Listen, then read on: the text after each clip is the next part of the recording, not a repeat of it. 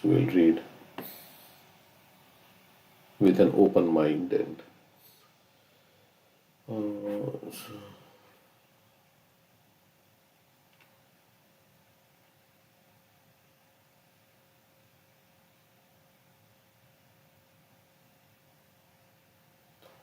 okay.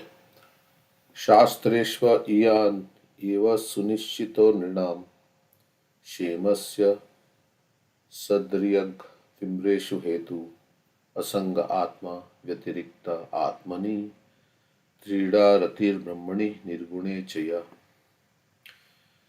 It has been conclusively decided in the scriptures, after due consideration, that the ultimate goal for the welfare of human society is detachment from the bodily concept of life and increased and steadfast attachment for the Supreme Lord, who is transcendental beyond the modes of material nature. I think we read this verse last time, so we'll go to the next verse. सा श्रद्धया भगवद धर्म चर्यया जिज्ञासयाध्यात्मिका योग निष्ठया योगेश्वरोपासनया च नित्यं पुण्यश्रव कथाय पुण्यया च. Attachment for the Supreme can be increased by practicing devotional service, inquiring about the Supreme Personality of Godhead, applying Bhakti Yoga in life, worshipping the Yogeshwar, the Supreme Personality of Godhead, and by hearing and chanting about the glories of the Supreme Personality of Godhead. These actions are pious in themselves. So we all like to be attached to Krishna. But how can we be attached to Krishna? What is the way to become attached to Krishna? So that's what is mentioned here. By practicing devotional service means by hearing, chanting about Him, inquiring about Him from the devotees, about Krishna's philosophy, Krishna's message, Krishna's pastimes, applying Bhakti Yoga in life. So we have to live our life in devotion to the Supreme Lord, and the principles of Bhakti Yoga we have to apply in life. Worshipping Him means you can say in the deity form, and hearing and chanting about the glories of the Supreme Personality of Godhead. These actions are pious in themselves. Of course, it's kind of like, practicing devotional service and hearing and chanting is similar, because hearing and chanting is devotional service. The word Yogeshwar is applicable to both the Supreme Personality of Godhead, Krishna, and his devotees also. Normally, Yogeshwar means the master of all mystic yoga. That is Yogeshwar. It can apply both to Krishna and to his devotees, just like sometimes the word Bhagavan is applied both to Krishna and also to great controllers like Lord Shiva, or sometimes to pure devotees like Narad Muni. Prabhupada is saying that Yogeshwar, in Bhagavad Gita, this word occurs in two places. In the 18th chapter, 1878, Krishna is described as the Supreme Personality of Godhead, Hari, who is the master of all mystic powers. This is the last verse of Bhagavad Gita, where Prabhupada says the word Yogeshwar is coming in two places in Bhagavad Gita. One is in 1878 and 647. So we'll see this verse. Yatra Yogeshwara Krishna. So, Yatra Yogeshwara Krishna, Yatra Partha Dhanurdhara, Tatra Shri Vijayo Bhutir, Dhruvam Nitir Matir Mama. That's the last verse. Krishna is saying, wherever there is Krishna, the master of all mystics. So, okay. Krishna is described, Yogeshwar is also described at the end of the 6th chapter, 647. Samay yukta tamo mataha yoginam api sarvesham matkatena antaratmanam shraddhavan bhajate yo mam. Samay yukta tamo mataha. This yuktatma, yuktatama, indicates the topmost of all yogis. The devotees who can also be called Yogeshwar.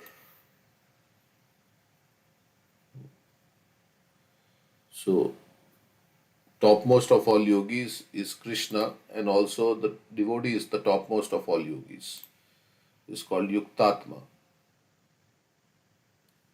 We have Guhya, Guhyatara, and Guhyatama. Similarly, we have Yukta, Yuktatara, and Yuktatama. Yuktatama means, I think, the superlative degree, which says the topmost of all the yogis. In this verse, Yogeshwara Upasana means to render service to a pure devotee. Thus, Narottam Das Thakur says, Chhadiya Vaishnav Seva Nistar Paye Chekeba. Chhadiya means to give up, Nistar means liberation. Who has attained liberation without serving Vaishnavas? Payeche means attained. Keba means who. Without serving a pure devotee, one cannot advance in spiritual life. Prahlad Maharaj also has said, Naisham matistava durukramangrim sprishyatyanartha pagamo yadarthaha mahiyasham padarjo bhishekam nishkinchananam navrinitayavat. One should take shelter of a pure devotee who has nothing to do with this material world but is simply engaged in devotional service. Yeah, means he is fully engaged and he has no other desire than to serve Krishna. That person is a pure devotee. So one has to take guidance and shelter of such a devotee. Anyabhilashita shunyam. By serving him only, one can transcend the qualitative material condition. So service to such devotees, then we can get out of our conditioning. In this verse, it is recommended, Yogeshwara Upasanaya, that one serve the lotus feet of the topmost yogi or the devotee. To serve the topmost devotee means to hear from him about the glories of the Supreme Personality of Godhead. So Prabhupada is saying, if we want to get out of material conditioning, we have to serve the pure devotee. Pure devotee is also Yogeshwara or Yuktatama. And by serving such devotee, then we can get out of the material condition. And how do you serve the pure devotee? You have to hear from him. Prabhupada says, to serve the topmost devotee means to hear from him about the glories of the Supreme Personality of Godhead. So it's very easy to serve the topmost devotee. We have to sit down and we have to hear from him. So to hear the glories of the Supreme Personality of Godhead from the mouth of a pure devotee is to acquire a pious life.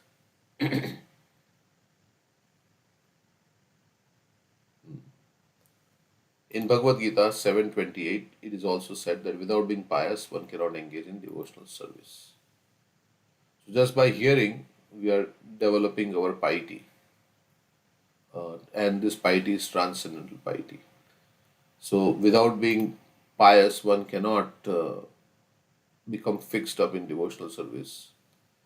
And that is what this verse is saying. Yesham tvantagatam papam jananam punya karvanam te dvanda moha nirmukta bhajante mam tridavrataha. To become fixed in devotional service, one has to become completely cleansed from contamination of the material modes of nature,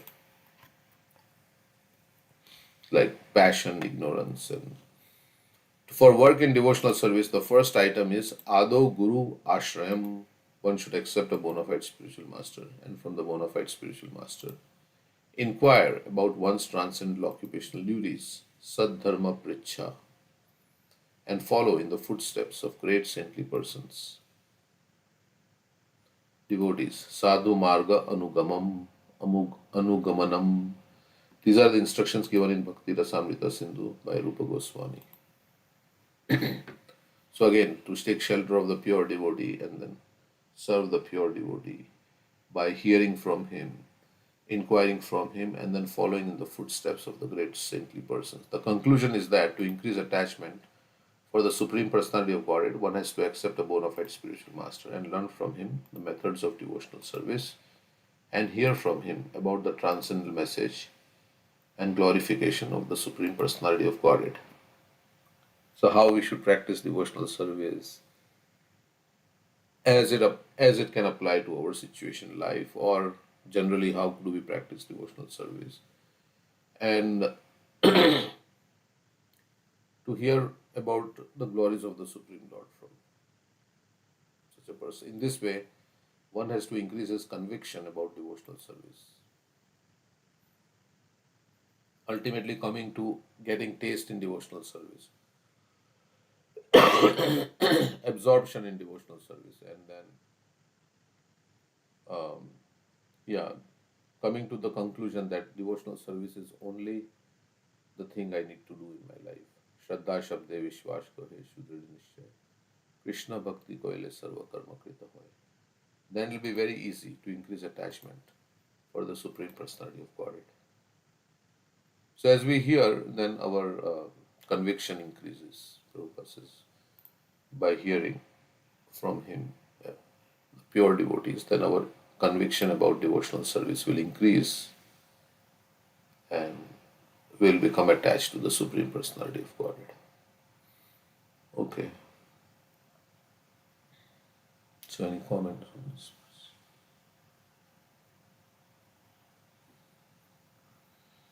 Okay, so next verse we will read. Nectar of instruction, bro. Um, there's I think, eighth verse. It is said that in the neophyte stage, one should always engage in hearing Krishna Katha. That is called a Dasha, right? The stage of hearing, and one start, constantly hearing the transcendental name of Krishna and his pastime, qualities, form. So then we attain the stage of acceptance. It is called Varandasha, right? And when that stage attains, and then after that, acceptance, one become attached to the hearing, and then one able to chant and hear in ecstasy, and then stage comes when we stage of remembrance. I think Smaran stage, stage of recollection, as you're saying, that absorption, and think about that, the meditation of the pastime, and then and there is also described that there's a five items how to progress the smaran, Krishna smaran. And at first, it says that, at first there's a some of interval scheme and interrupted, a remembrance of Krishna there. But later on, when we do more practice, it becomes uninterrupted. And then stage called meditation. And also says that this stage is also called as anusmriti.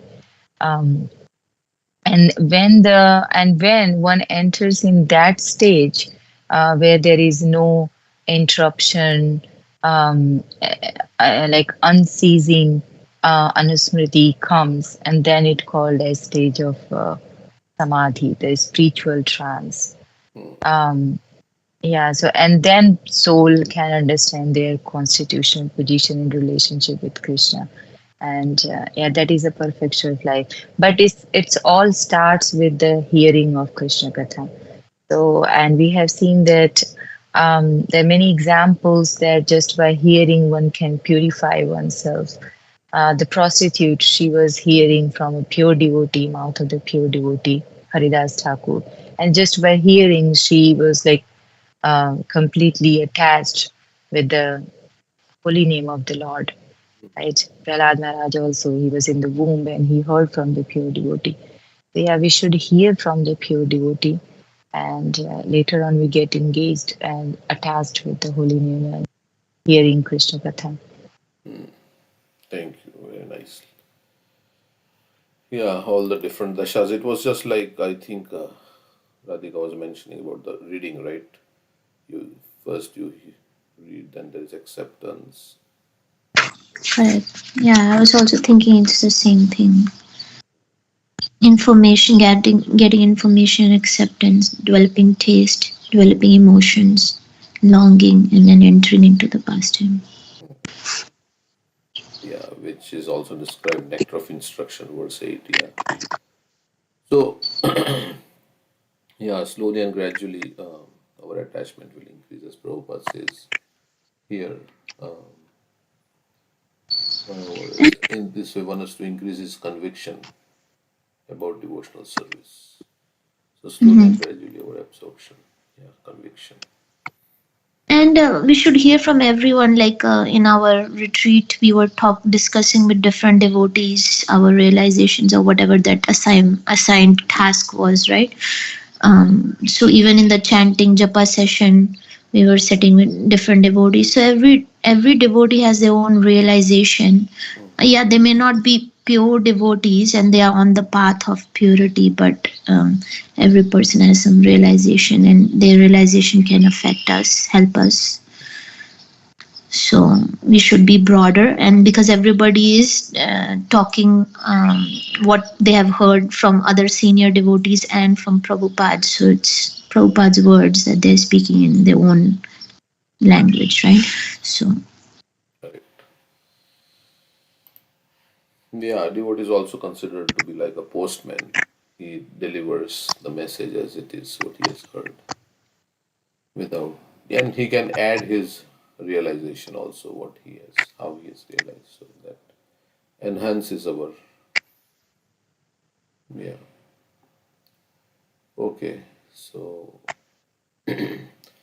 either pure devotee or one who is desiring to become a pure devotee also, one can hear. Okay.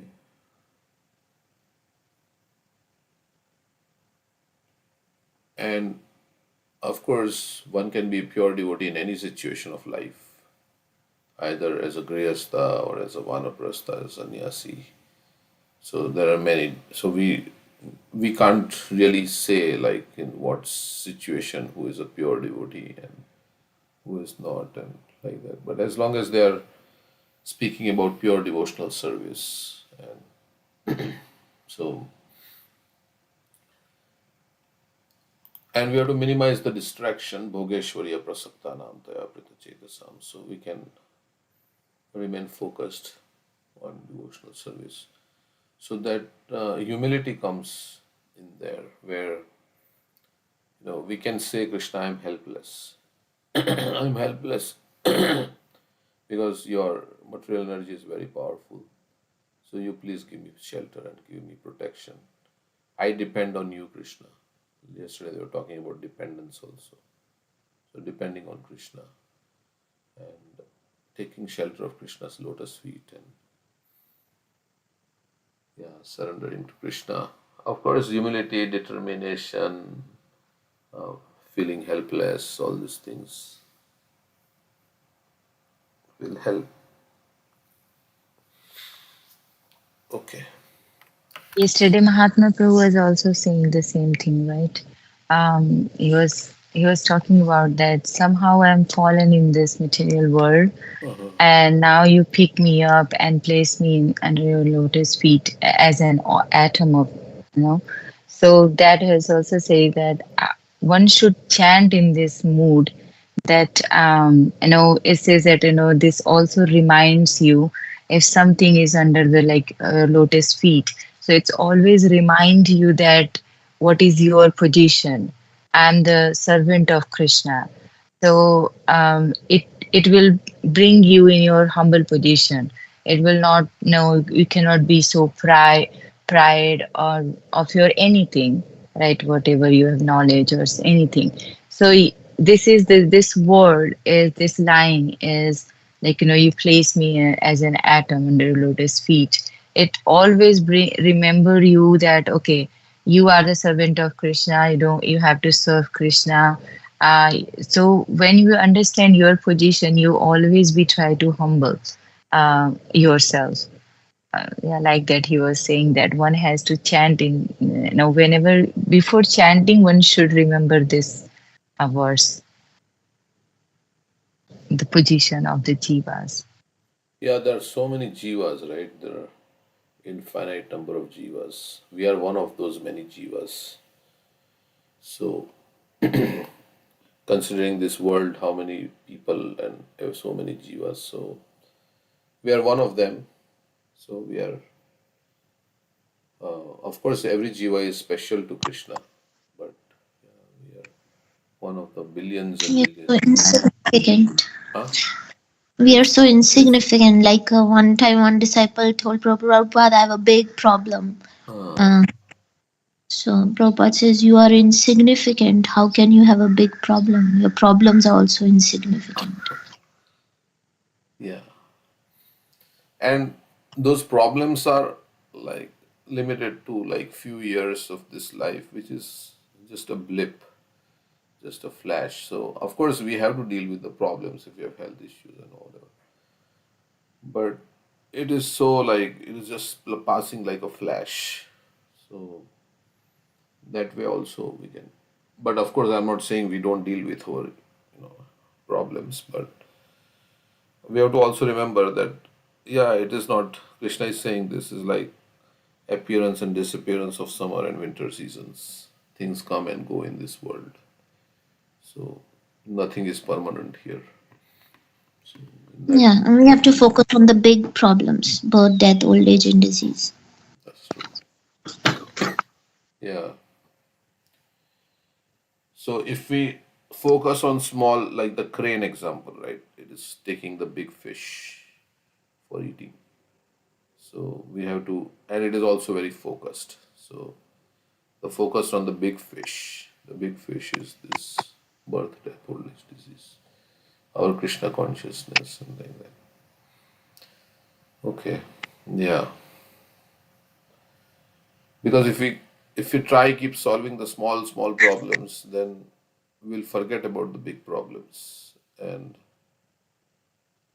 then what will happen? Neither the small problems may get solved, but then the problems keep coming, we know that. And then the big problems remain. So unless we become Krishna conscious, which is the main reason, so that's the main thing, then so we should simplify our life so that we can deal with the big problem. Otherwise, if we get caught in small problems and create small problems, then we'll forget about the big problem. So that is why simplification of life is okay. Like yesterday, Mahatma Prabhu was saying in the evening that how previously Grihasthas did not have any furniture, nothing in their house, and very simple lifestyle they were leading. They were living in the temple only. Huh? They were living in They the were living in the temple only. The Grastas also.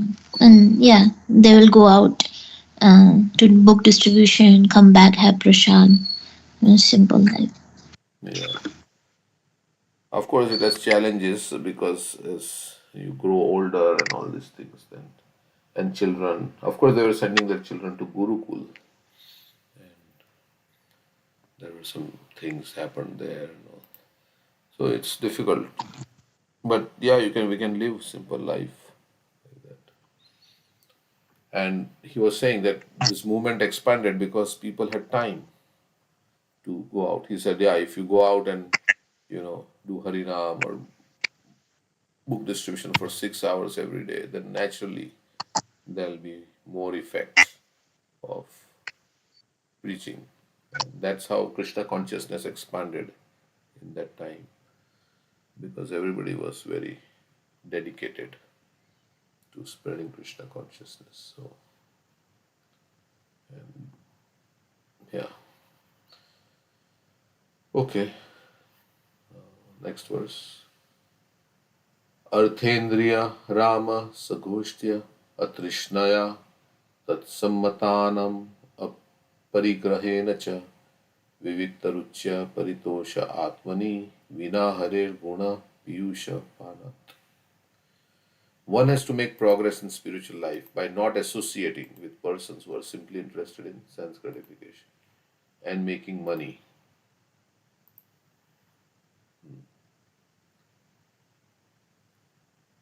So we have what is favorable, what is not favorable. Janasangasya laulyam cha shadbir bhakti vinashyati and utsahad nishyate yat tat karma pravartanat sangat tyaga satovrate.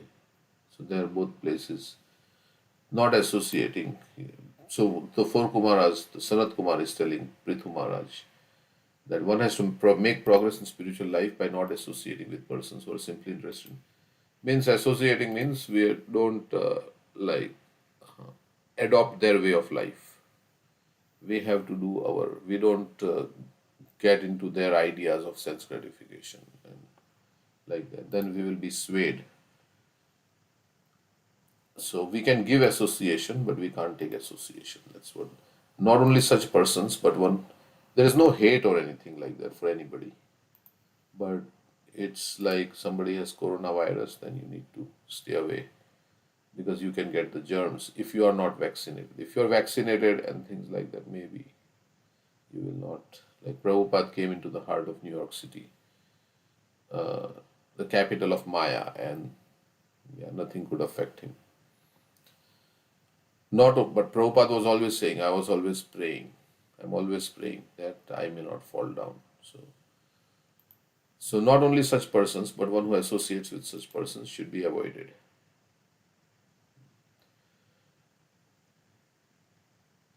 Because then the desire for self-realization, for sadhana bhakti will all go down if we associate. Then we'll not have interest in reading Srila Prabhupada's books, in going to temple.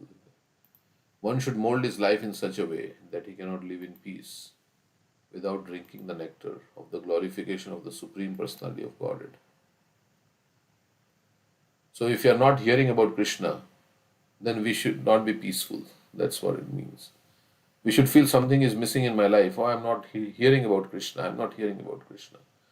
So we should have conduct our life in such a way that we cannot feel comfortable without reading, without hearing about Krishna. One can be thus elevated by being disgusted with the taste for sense enjoyment. Because sense enjoyment does not, it gives some happiness, but it does not give satisfaction to the soul, and it brings with it a lot of problems also. So, in this way, knowing, initially, Prabhupada also writes that there may be some feeling of happiness and sense gratification, but that feeling of happiness is the ultimate enemy of the sense enjoyer. So, there can be regulated sense enjoyment according to Shastric principles, like that, because we cannot completely give up in the beginning, and then slowly, gradually, as we get higher taste in Krishna Bhakti, then we want to do Krishna Bhakti only. So, here is saying one can be thus elevated by being disgusted with the taste for sense enjoyment. I mean, sense enjoyment is like very natural for the conditioned soul. So, it is very difficult. But slowly and gradually, as we get attached to Krishna, then it can be given up. That is why there are the four ashrams. So slowly and gradually, one can be, one can give up. And experiencing that actually it does not give satisfaction. So through experience, through hearing about it, by looking at others, then one can give up this taste. Okay. In this material world, everyone is interested in money and sense gratification. So we want money because with money we can enjoy our senses. The only objective is to earn as much money as possible and utilize it for the satisfaction of the senses. Sri Shukdev Goswami thus described the activities of the materialistic persons. So everybody wants money because they want to enjoy their senses, not the devotees, but I'm saying the other people. Nidraya riyate naktam vyavayana cha vavayah divacharthe haya rajan kutumba varane nava. This is a typical example of materialistic persons. At night, they waste their time by sleeping more than 6 hours or by wasting time in sex indulgence. This is their occupation at night, and in the morning, they go to their office or business place just to earn money. As soon as there is some money, they become busy in purchasing things for their children and others. So we get so many things. Our needs increase and we have to buy. Such persons are never interested in understanding the values of life. What is God? What is the individual soul? What is its relationship with God, etc. Things are degraded to such an extent that those who are supposed to be religious are also at the present moment interested only in sense gratification.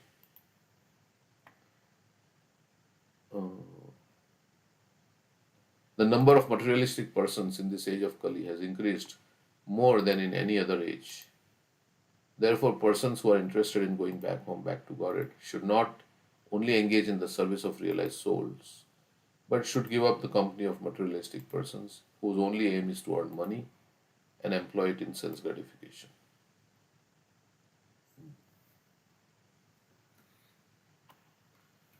So, in Kali Yuga, the consciousness, general consciousness of the people is, Prabhupada is saying that it is geared towards not spiritual realization, self realization, or service to God, which gives real enjoyment, but it is uh, towards enjoying sense gratification. So one should give up such engagement and yeah, whose only aim give up engagement of such people. They should also not accept the objectives of materialistic persons, namely money and sense gratification. So there is a culture that this is how you do. So Prabhupada is saying, don't accept this culture of money and sense gratification. Therefore, it is stated, Bhakti Pareshanubhavo Virakti Anyatra Cha. To advance in devotional service, one should be uninterested in the materialistic way of life. That which is the subject matter of satisfaction for the devotees is of no interest to the non devotees.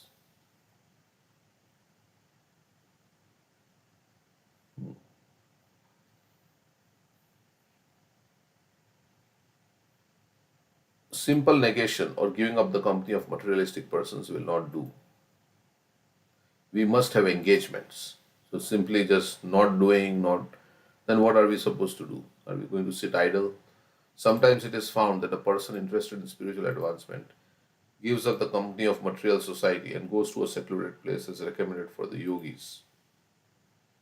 Especially,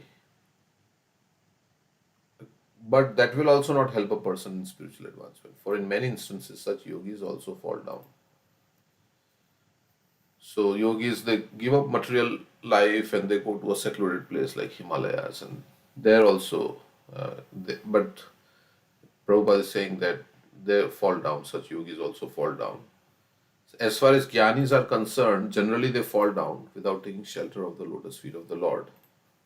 So jnani means they have, yeah, they understood the difference between the body and the soul, but they have not fully taken shelter of the lotus feet of the Lord. They have come from negative to zero. The impersonalists or the voidists can simply avoid the positive material association. They cannot remain fixed in transcendence without being engaged in devotional service.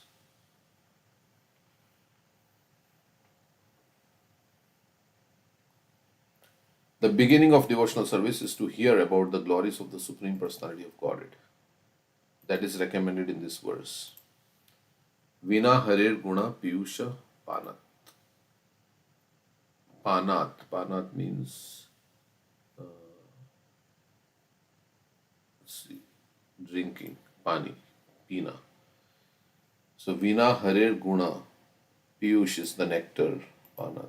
So without, Vina means without drinking the nectar of the glories of the Supreme Personality of Godhead. Okay. So we cannot become liberated. One must drink the nectar of the glories of the Supreme Personality of Godhead, and this means that one must be always engaged in hearing and chanting the glories of the Lord.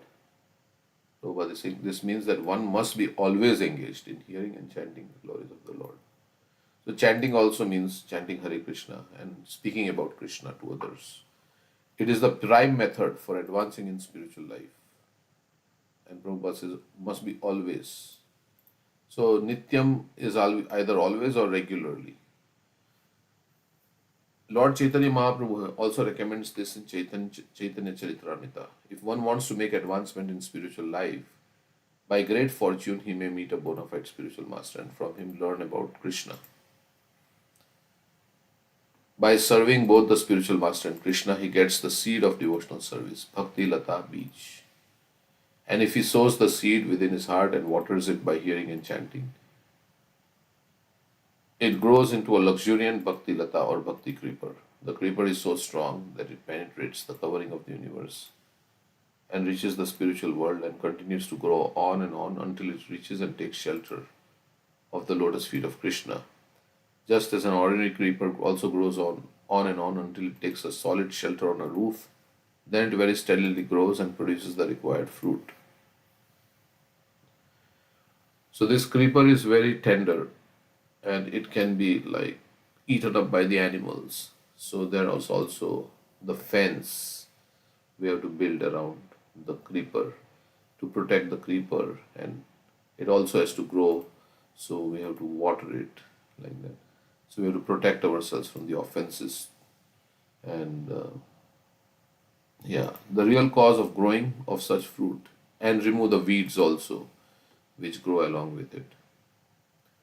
So we have to introspect and look at all the other anarthas in the heart and uproot those anarthas.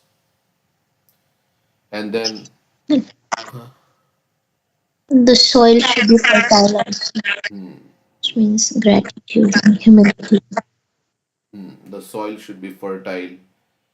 Yeah, we should be grateful for what we have been given.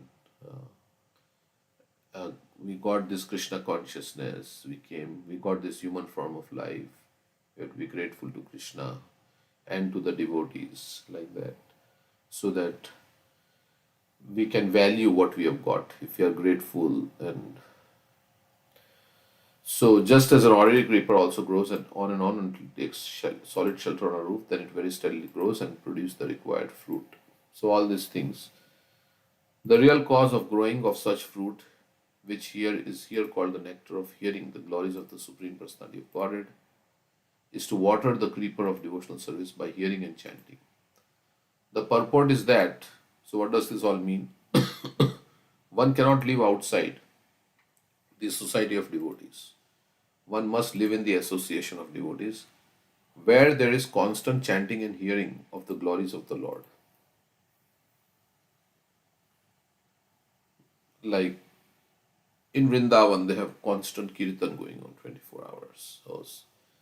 So always some service, chanting, hearing, something. Always we have to situate ourselves in an environment like that where we can always constantly do service, chant and hear. Of course, then one may say, well, Prabhupada already said that one should not be interested in sense gratification, making money. And but if you make money, that also should be used for Krishna's service. One should spend money for Krishna's service. Then everything, it's not anything any more material activity, it is spiritual activity. The Krishna consciousness movement is started for this purpose so that hundreds of its concentrators may give people a chance to hear and chant, to accept the spiritual master, and to dissociate themselves from persons who are materially interested. For in this way, one can make solid advancement in going back home, back to Godhead. So simple things only, nothing very, some service, chanting, hearing, always remain engaged like that. So Prabhupada has given us Krishna book and all the pastimes of Krishna. So we can read Krishna book. There is two types of Krishna Katha. One is philosophical Krishna Katha. Bhagavad Gita can also be read over and over again because it gives us instructions, direct instructions on how to, become happy in spiritual practices. And then we have to also hear about Krishna, who we want to become attached to, what is he doing, what are his activities. And initially it will not be, we just accept it, then emotional attachment like that will come gradually. Okay. And then you long to be in that pastime of Krishna. So, okay, so we will stop here with Srimad Bhagavatam, with Krishna book.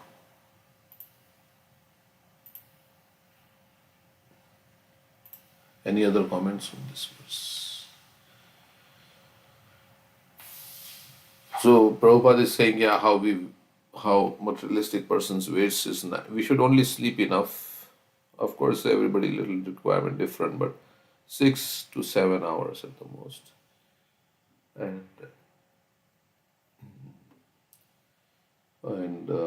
daytime we should spend as much time in service, and everything can be service if we use it for Krishna. Okay, so we'll read Krishna book. Um, the first Bhagavatam class Bhakti Marg Maharaj was giving, he Ah, was saying that someone comes to him about how he can control his mind. He directs him to the Bhagavad Gita 17:16 purport. ah, So in that, Prabhupada writes that the best, it should be the mind always thinks of sense gratification, right? But it should be trained to always think of doing good for others.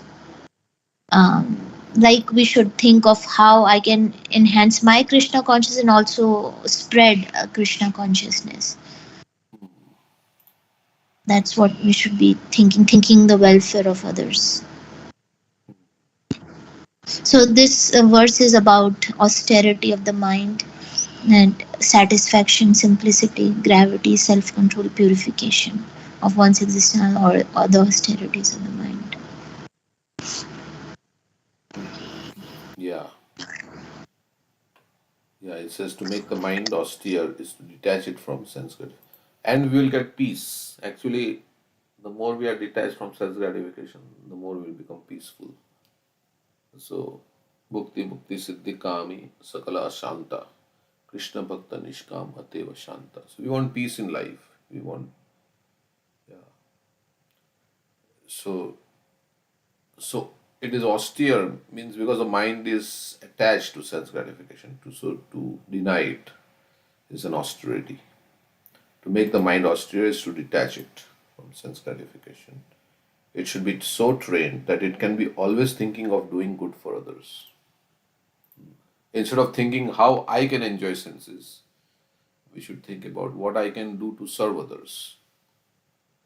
And that means how to serve the devotees, how to serve the general living entities, the other people by giving them books of Srila Prabhupada, connecting them with Krishna, giving them prasadam, like that. And then we have to be satisfied with whatever we have gotten. That also is because greed agitates the mind. Okay, now I want more, I want more, I want more, and there is no end to it. So satisfied. The best training for the mind is gravity in thought. Means become very sober and deeply think. One should not deviate from Krishna consciousness and must always avoid sense gratification.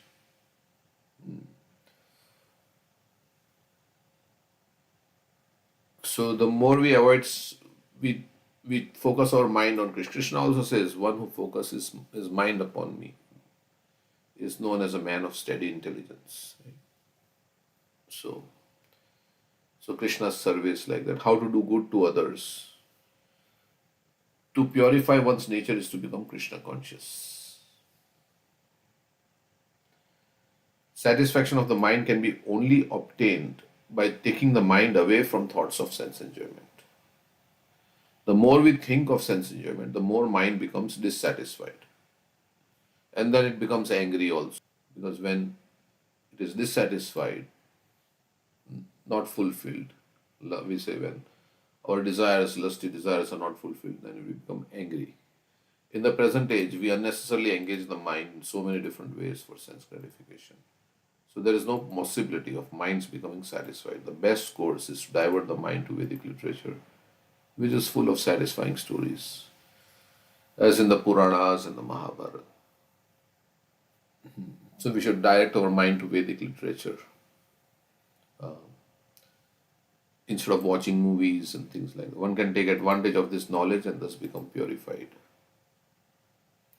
The mind should be devoid of duplicity, and one should think of the welfare of all. Means we should desire good for others. Silence means that one is always thinking of self realization. How I can purify my existence, how I can progress in Krishna. Always thinking about that. The person in Krishna consciousness observes perfect silence in this sense. Control of the mind means detaching the mind from sense enjoyment. One should be straightforward in his dealings and thereby purify his existence. All these qualities together constitute austerity in mental activities. So another thing is also when we read, we should read for purification of the heart. Not, I mean, we get knowledge, of course, because we are reading, we will remember, but it should not be an academic exercise. And of course, devotees don't read for that purpose, like that, to get degrees or something like that. It's not the goal. The goal is to, like they say, even if you read one verse and you understand it, or one page and you deeply understand it, then it can result in purification of heart. And then we can think about how we can apply in our life and see, contemplate about it. So,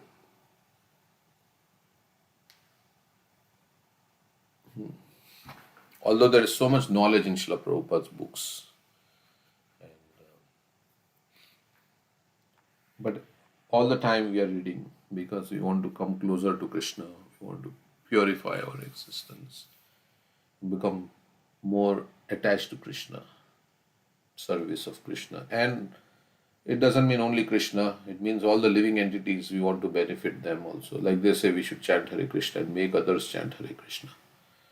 So that is how we also came to Krishna consciousness. Somebody gave us book. If nobody, Prabhupada, like he left, he took great risks, like Radhika Raman Prabhu was giving that class about Narad Muni and Mrigari.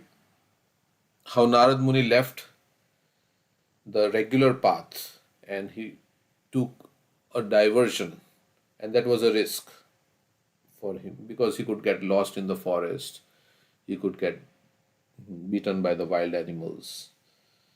But he took some risk to save the taking compassion. He took risk because he wanted to be compassionate to the animals who were like half dead, and he was trying to find out who is this person who is killing these animals half dead.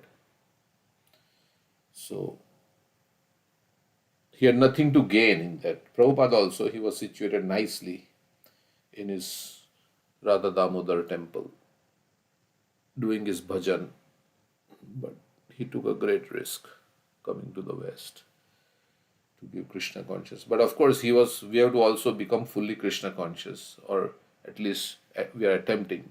And also our attempt to give Krishna consciousness to others also helps us become Krishna conscious.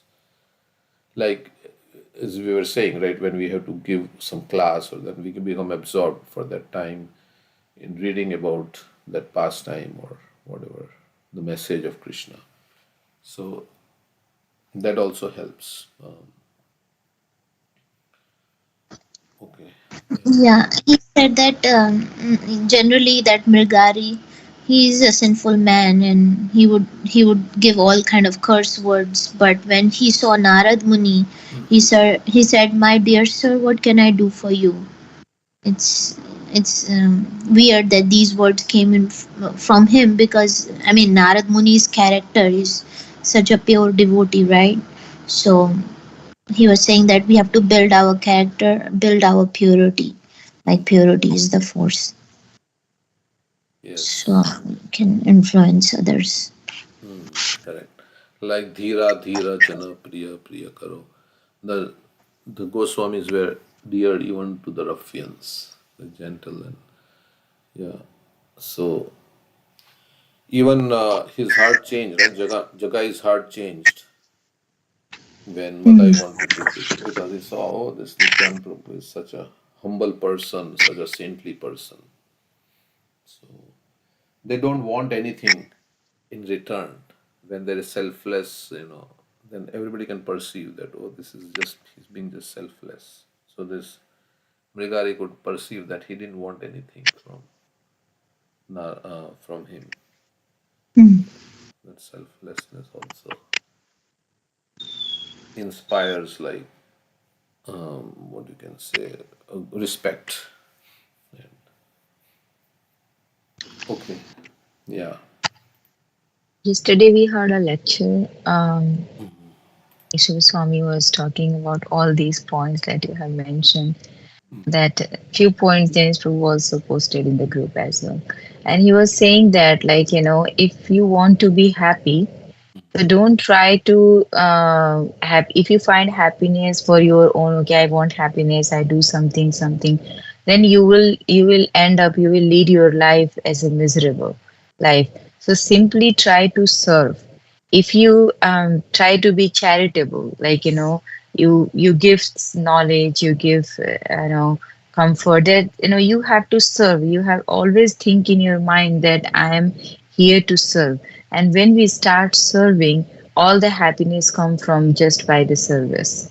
So he was talking about that, our goal is to serve the devotees, the people in general as well. It's not only that you have to serve only Krishna and his devotees. And that when we become selfish, we actually degrade ourselves.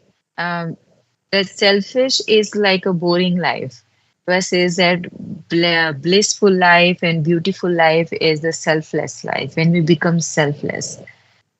So because we in selfishness we even break our, ruin our relationship, because we want happiness for our own sake, right? If you think like that, okay, this person is giving me happiness, that person is giving me happiness, so you become like, selfish instead of thinking that, okay, I have to give happiness to that person, I have to serve this person. Because when we think like that, okay, I have to do this, you become, no, and also it's like, you become like, it's your duty that, okay. And Krishna sees that this person is nothing, is not doing anything for own.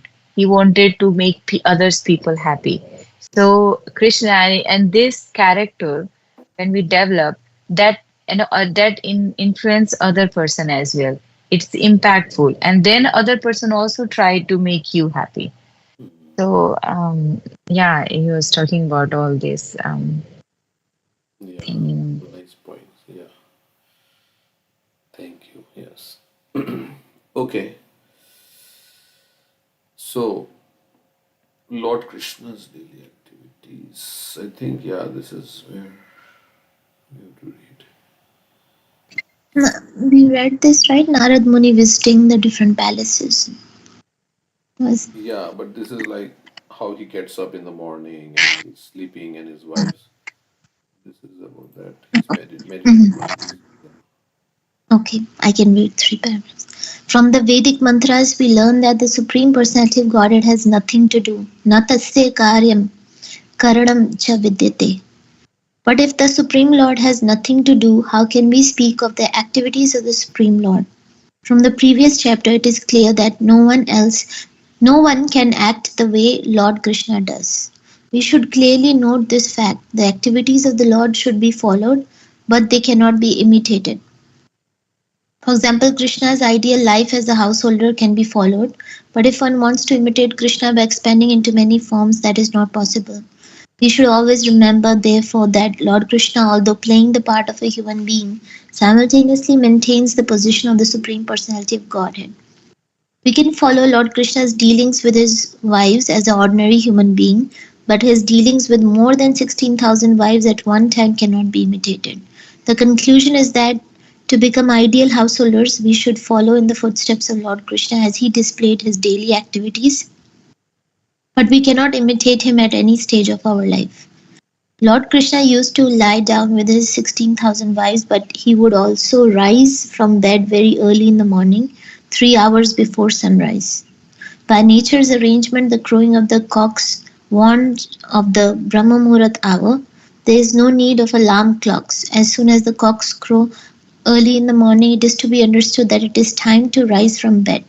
Hearing the sound, Krishna would get up from bed, but his rising early was not very much to the liking of his wives.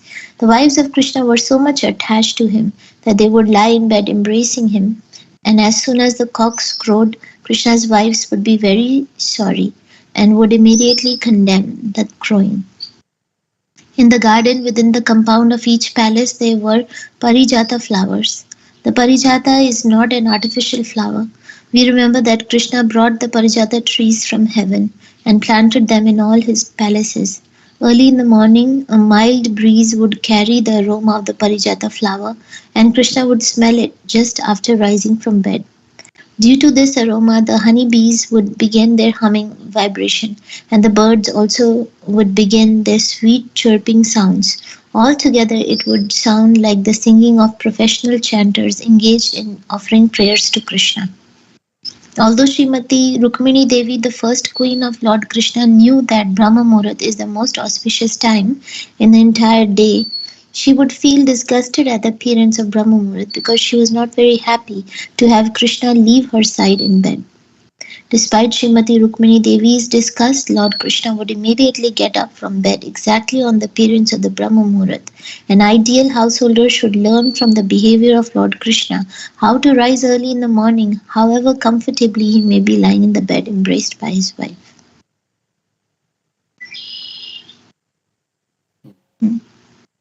So Krishna, without caring what his wives are thinking, he would rise early from the bed. So also the parijata flowers gives so much nice fragrance, and all the birds and the bees, they are chanting Krishna's names, offering prayers to Krishna.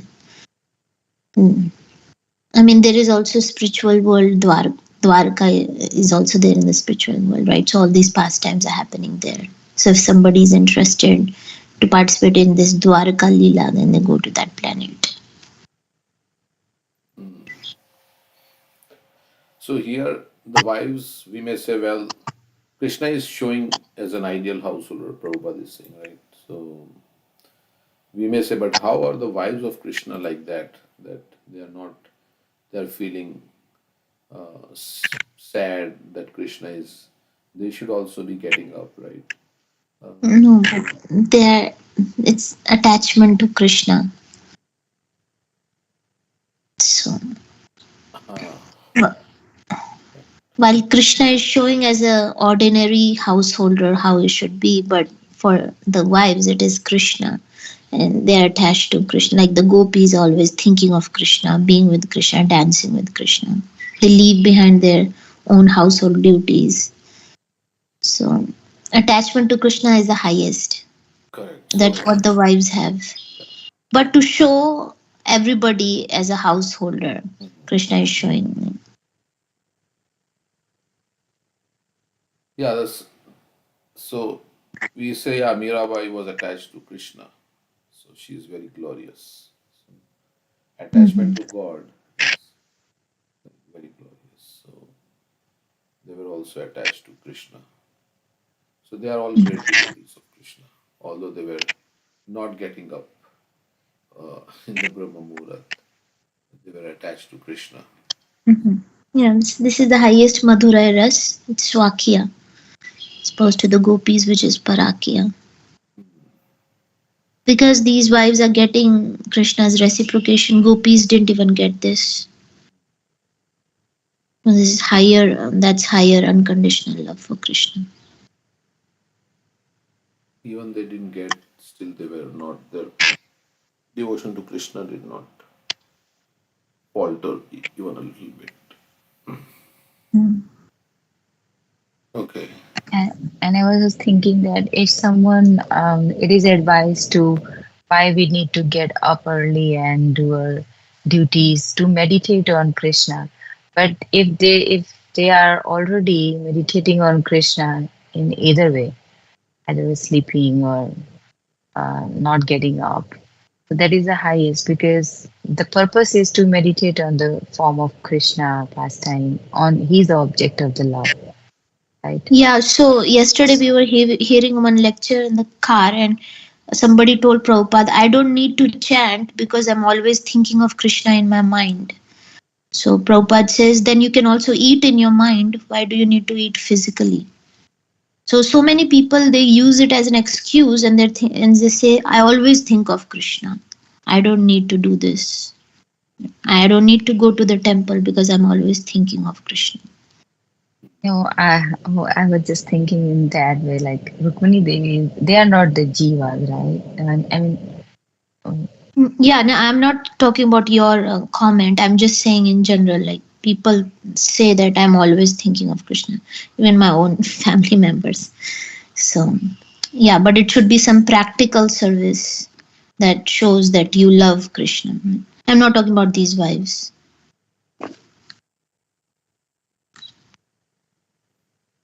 Yeah.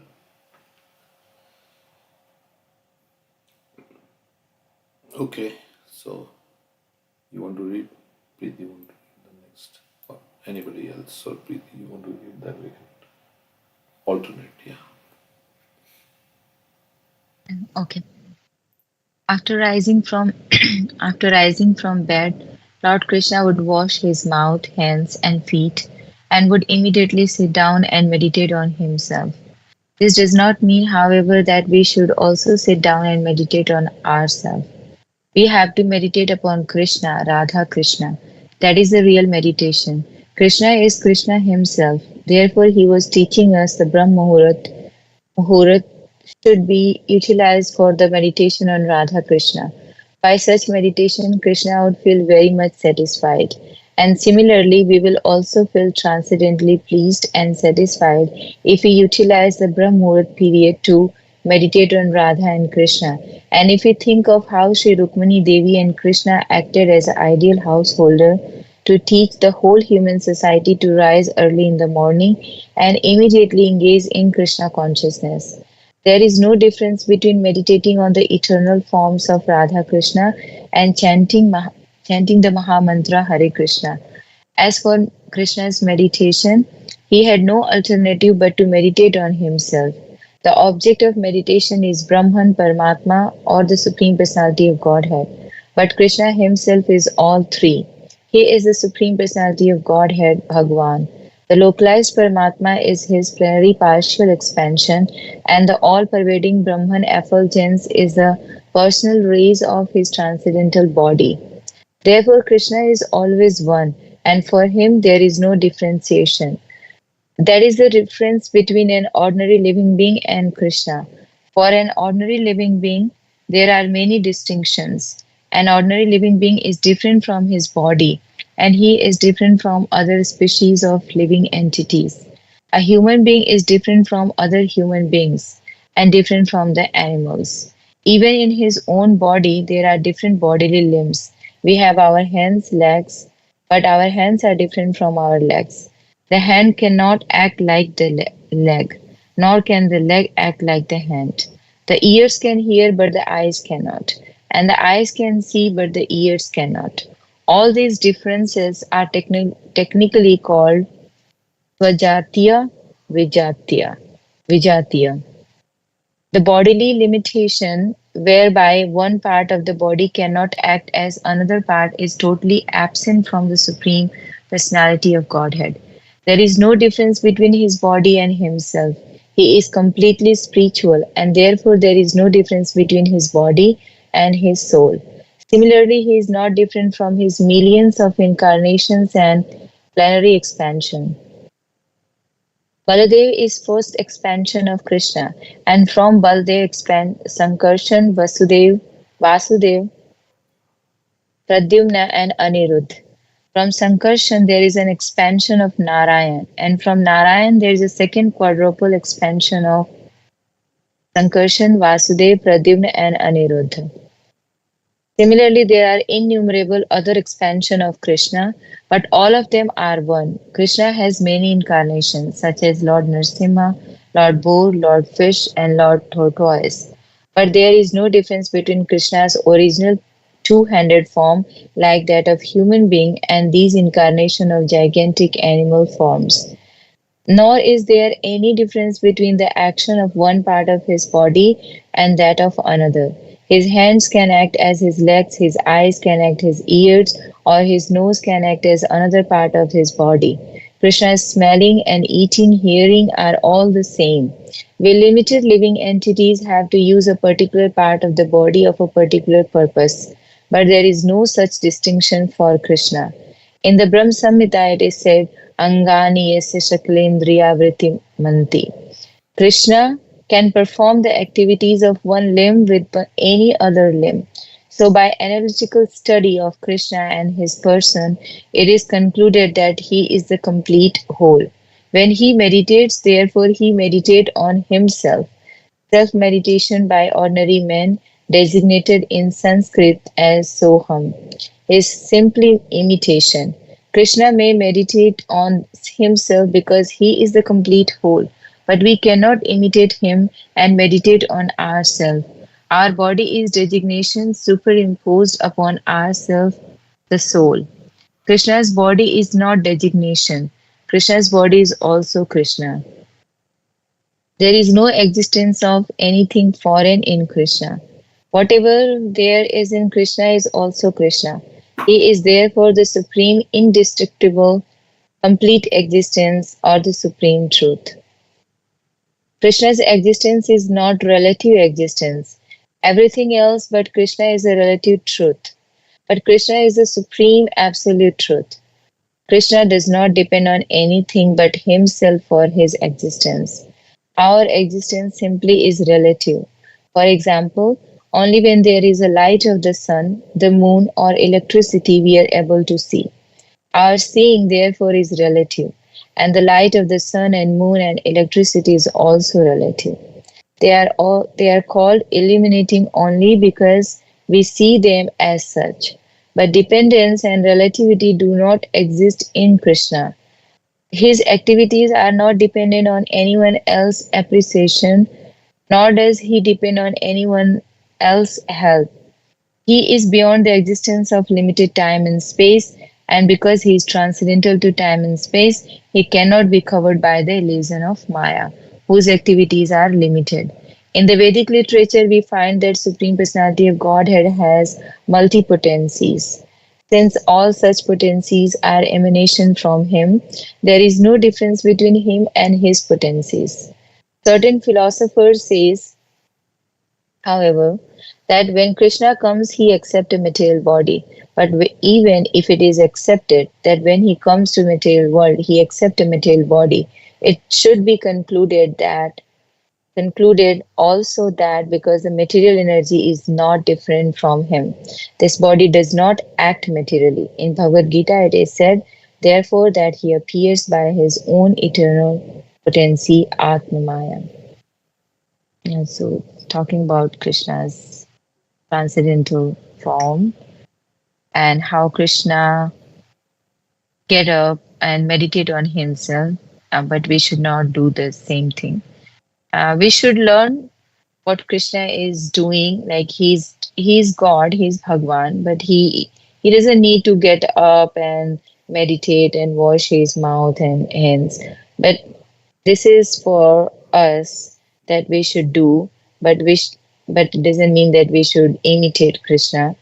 Um, so Krishna is meditating on himself because he's he's Krishna. He's like, there is without Krishna there is no object of meditation. But for the jivas, there is a meditation object is meditate on the form of Krishna, Radha Krishna. Uh, yeah, Yeah, because Krishna is complete whole.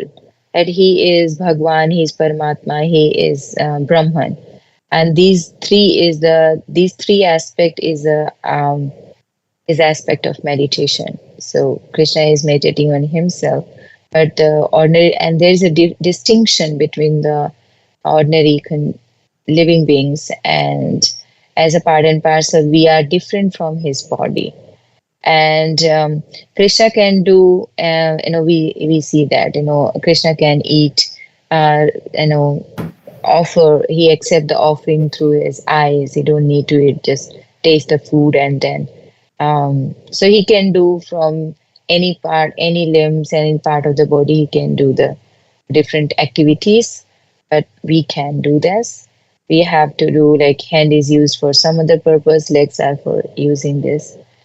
And and also talking about the Krishna's incarnation. Krishna has multiple incarnation, but um, but there is no difference between his body and his soul. Is all Krishna is original. It's not saying that Krishna, everything comes from Krishna, so it's nothing different from him. Um, yes, yes. Um, I mean, this three is talking about the difference between the conditioned soul, how we are limited, we are we have, like, relative existence. Everything is relative here. We If we have something, like the example that if sun is there, light is there, then we can be able to see, although we have eyes, but we can see in the dark. But it's not for the Krishna. It's everything is not implies for him. um, that's what I understand from. Yeah, thank you. Okay. Anybody else has anything to say on this? Okay. So we should meditate on Radha Krishna in the morning by chanting Hare Krishna, Prabhupada is saying.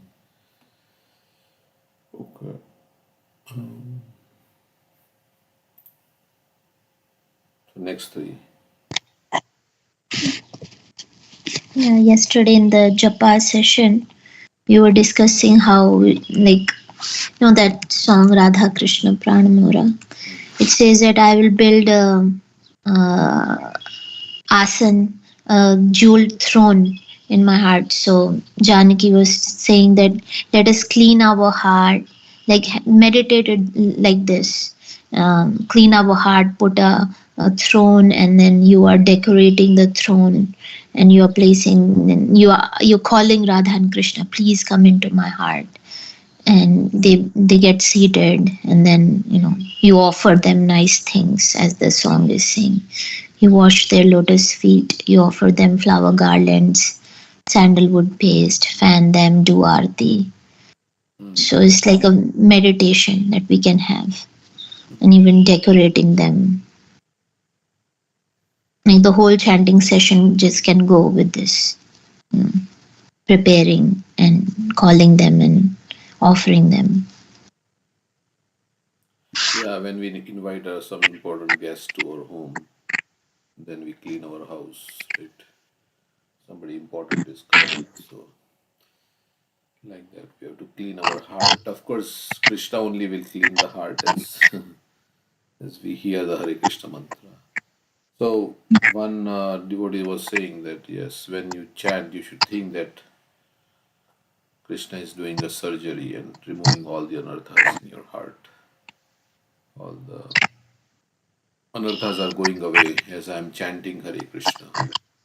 Krishna is cleaning my heart. So it's a nice meditation. Radha Krishna Pranamura. Okay, so what is time? We can